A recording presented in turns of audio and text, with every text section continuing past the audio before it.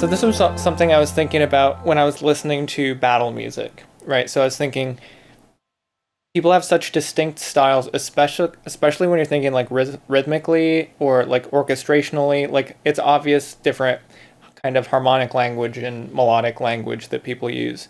But what I was thinking about is how much of your primary instrument gets translated into how you write music or mix or do any of that type of stuff. Oh, So I wanted to ask you, and then I'll answer myself. Being a drummer as your primary instrument, what do you feel like that gives you? Like, what piece of knowledge does that give you that you feel like non-drummers should know? actually, that's different than the question I thought you were asking. I thought you were gonna ask how does it hurt you? Oh, well, we can do that too. Pros and cons. Because that's the first thing I thought of is what does it make you worse at? Well, I can tell you one thing. Every single time I send like the V1 mix back to Ted for all the holster stuff, he's like, the drums are too loud. I'm like, what are you talking about? They sound great.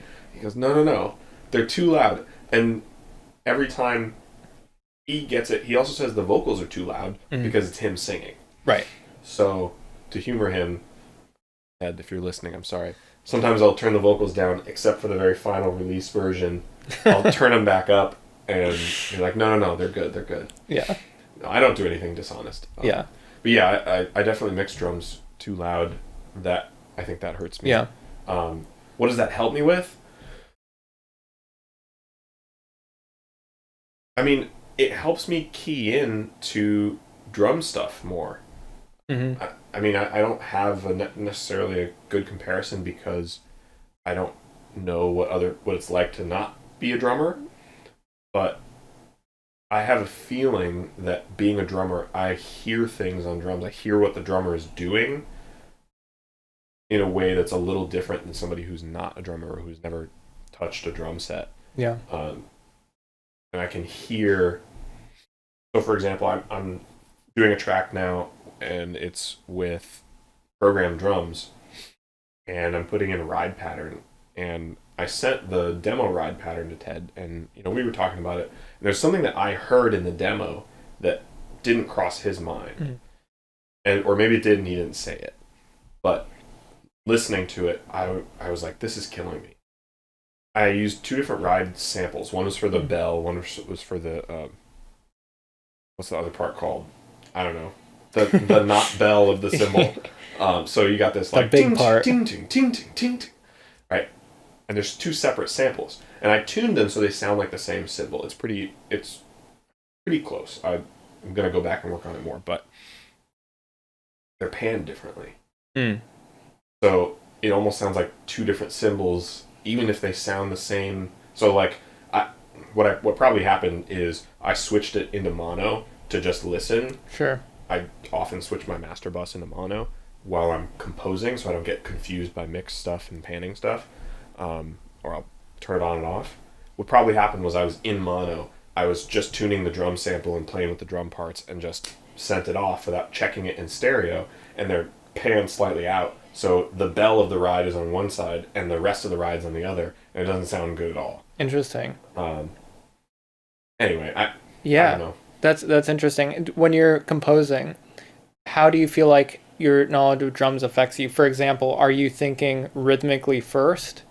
Are you thinking kind of a groove in your head? Or do you go the other way and you try to forget some of that? Like, I know for myself, sometimes I go to rhythm in drums first, but I'm not a drummer, but I feel like having that gives me a base with which to work off of.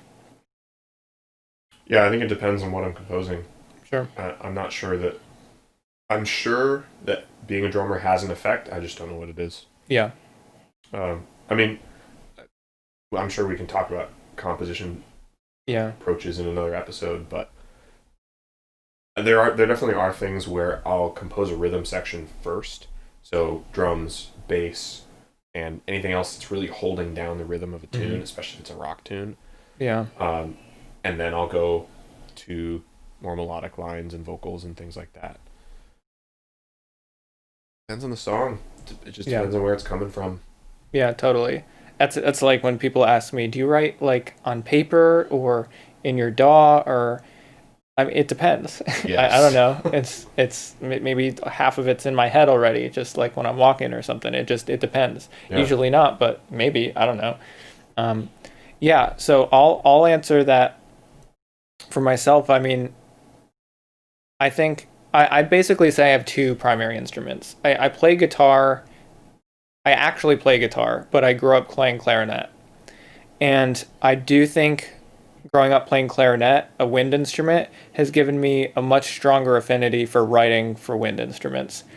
The way that I know what they can do. You know, I know what a clarinet, a trumpet, any type of wind instrument can do.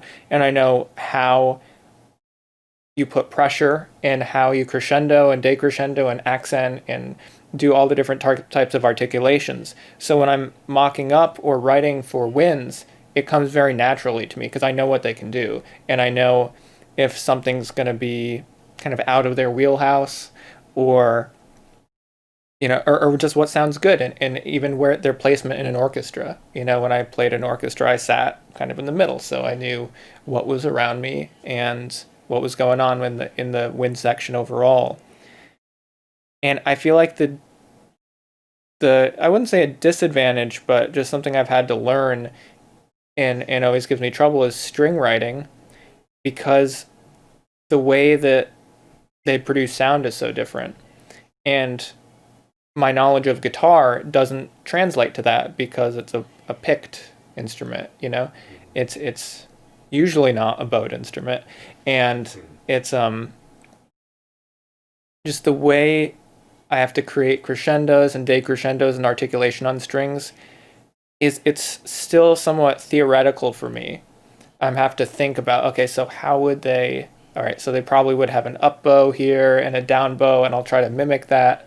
But it's not like that for winds. I'm just, they're just gonna do this. And once I started using a wind controller, it helped my wind part sequencing go like get so much easier Yeah. because I knew how to do it. And when I would listen back to the mod wheel data, it just sounded right because I set it up so that the right pressure and everything, so that I was getting a realistic input, and I think that turned out well.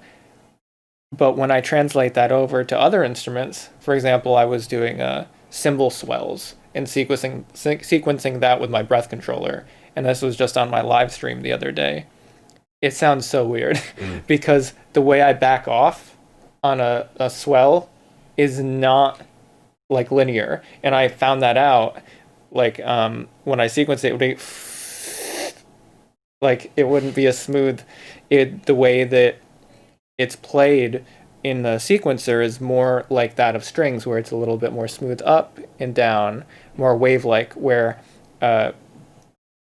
crescendo that you kind of back off from with a wind instrument goes more it's a comes back in general a bit more. So I had to get used to it. I was like, that doesn't sound right.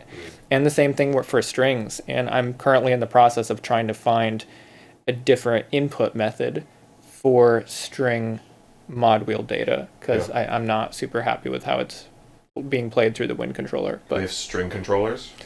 That's what I was thinking on the way over here. I was like, I need just a violin or something that I can just use and have, a bow. I'm imagining like Guitar Hero style controller, right? Except it's got a little section of a couple of strings that you could bow, and they wouldn't necessarily make any sound, but it would give the data as to when the note on, note off, velocity would be, like it would give that data, and then with your fingers you could just have buttons that would provide note numbers, and you could have all sorts of sensors in there that would help you. That'd be a really cool controller idea. We gotta find some controller maker friends and exactly pitch it to them. I mean, there's a lot of string players, right? So I feel like there's a decent market for that. And just a tangent from that, I always thought about, and look, I played Rock Band and Guitar Hero, but I always thought, like, some of my friends that put so much time into that, I always thought, what if you had learned real guitar? Because, like, honestly, I mean, sure, there's way more to learn. It's way more complex than up and down and like hitting Yeah. stuff on time. But Just spending the time. yeah, but in some ways it's not that much more difficult. It's the same concept, and if you would actually practice on an instrument, there would be a lot of pretty amazing guitarists out there. And it's interesting to me. It's funny being in games. It's like Yeah. critiquing our own industry, but it's I'm curious what leads that to be more fun. Flashing lights and Yeah. the feedback system of the Yeah. rewards on the screen, and yeah. And you learn to play Guitar Hero decently, and all of a sudden it sounds like you're a rock star. True. You learn to play guitar decently, you got to sink a lot more time and money in to sound like that. Yeah, true. I guess the level of the path to mastery is a lot less. It's a different curve. Yeah, because you're never going to be able to get the kind of sound or just or technical chops that you will be by getting the right buttons. If you get the right buttons in a row, you sound perfect. Yeah. It's binary. You got it or you didn't. And with a real instrument, it's not. It's Yeah. yeah, cool. That was my topic. All right.